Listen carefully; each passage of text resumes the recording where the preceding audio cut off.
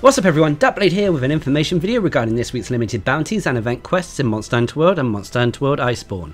This is for both PC and console versions of the game and is for the week starting the 8th of November 2019.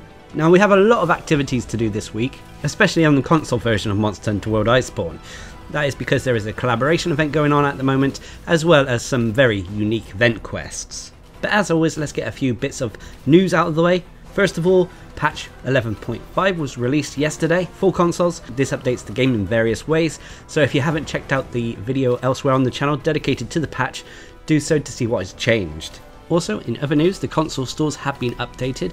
You can now purchase various figurines for your room, although they do cost quite a little bit, I must confess, as well as accessories to do with the Resident Evil crossover event with Monster Hunter World. These microtransactions are cosmetic, but a little bit on the pricier side considering what they actually are. And also, as always, the Steamworks has been updated, so you can guarantee yourself a Celestial Wyverian print if you take part in the minigame at least once this week. But anyway, let's move on to talk about the limited bounties and event quests. First, we'll cover the console version of Monster Hunter World Iceborne. So, they have 6 limited bounties. These include a General Rottenvale limited bounty to complete 2 quests in this specific location at any rank, and for doing so you'll get research points and some armor spheres. Next is an ecology survey to hunt flying wyvern. There are a ton of flying wyvern in the game now, and we have to take down 2 at any rank. And for doing so you'll get research points, some armor sphere plus, and a first Wyverian print. Next is a general 8-star rank or higher limited bounty, which requires us to complete 2 quests at this specific rank or higher.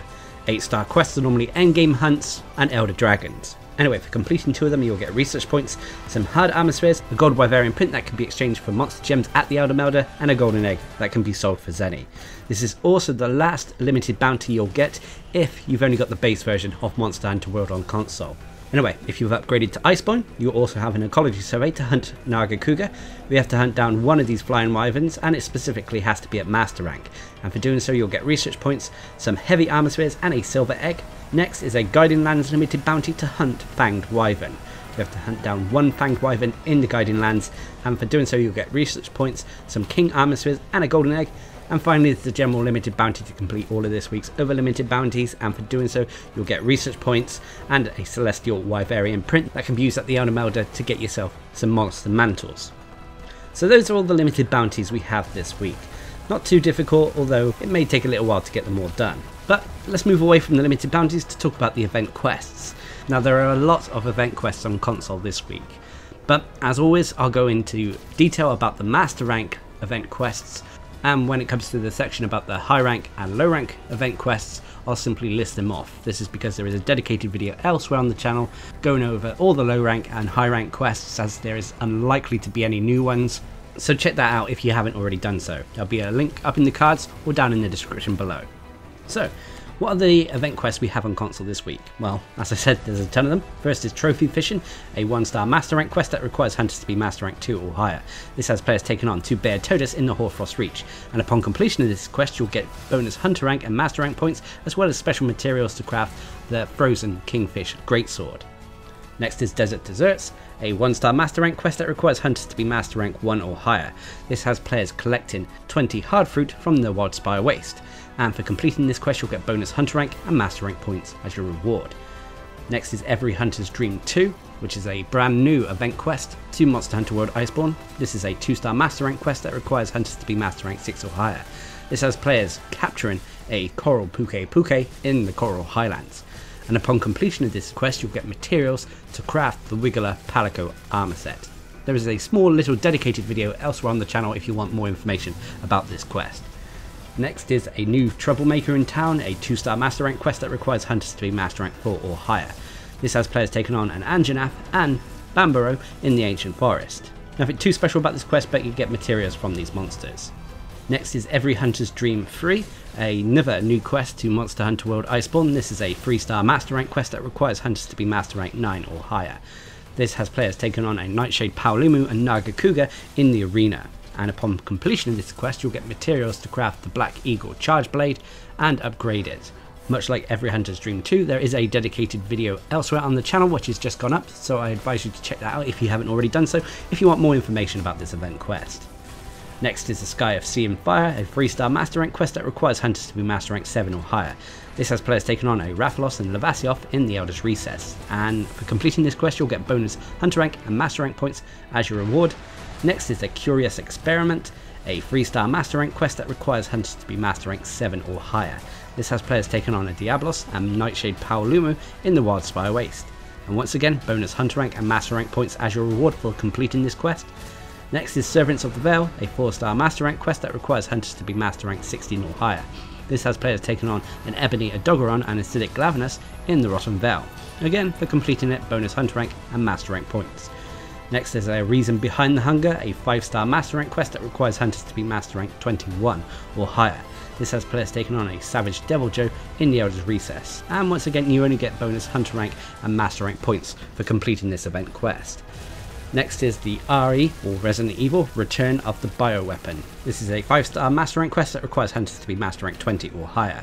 This is the collaboration event with Resident Evil 2. This is a unique quest that has players taking down a Black Veil Valhazak in the Rotten Veil. Now there is a lot of information to do with this quest, and there is a dedicated video elsewhere on the channel, so check it out if you want more information on this event quest, as it involves you turning into a zombie, and the effluvial resistance doesn't work, you get a ton of items you can craft and more. So check it out if you haven't already done so. Next is I Am Tranquil, I Am Sound, a 6-star Master Rank quest that requires hunters to be Master Rank 24 or higher.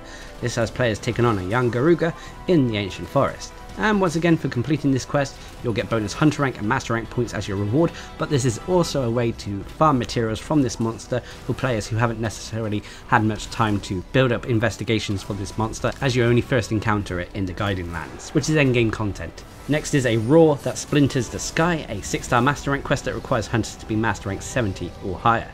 This has players taking on a Brute Tigrex or Tigrex in the Elder's Recess, and for completing this you'll get bonus Hunter Rank and Master Rank points as your reward.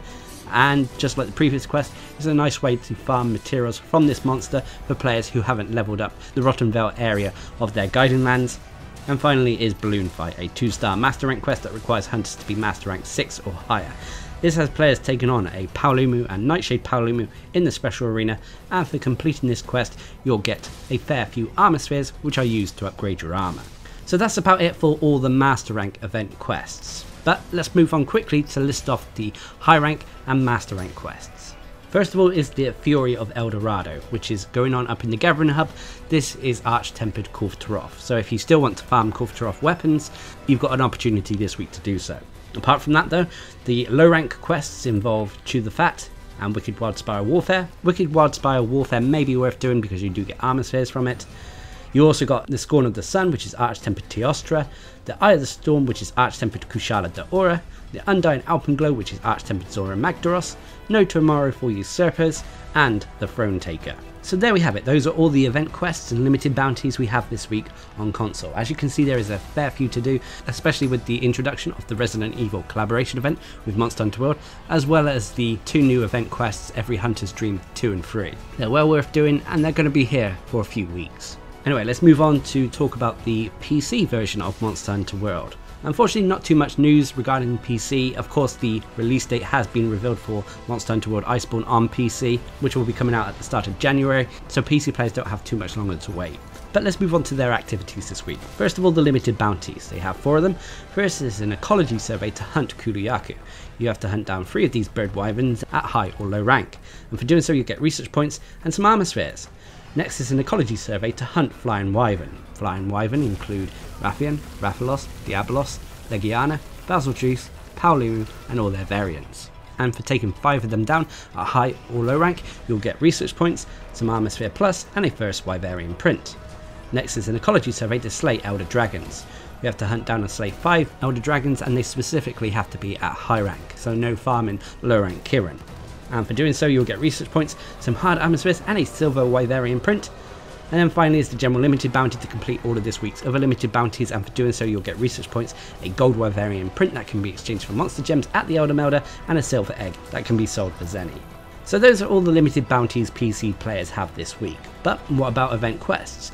Well, they have a decent amount, it's not tons, but for low rank they have Chew the Fat and Yuku with that, and for high rank they have the Deep Green Blues, This Is How Revolts Start, a Whisper of White Mane, which is Arch-Tempered Kirin, when blue dust surpasses red lust, which is arch-tempered blue nostra, and a nose for an eye. So there's a few there to do. So that's about it for all the activities on PC. Obviously it is a little bit slow, but considering we're just coming off the end of the Autumn Harvest Festival, it's to be expected, unfortunately. Nonetheless, on the flip side, console has lots to do this week. Obviously a lot of this content is new, and I've divided them up into little videos instead of included them all in this one weekly video so people can find them separately further down the line. So I do apologise if it feels like I'm spamming your inboxes a little bit.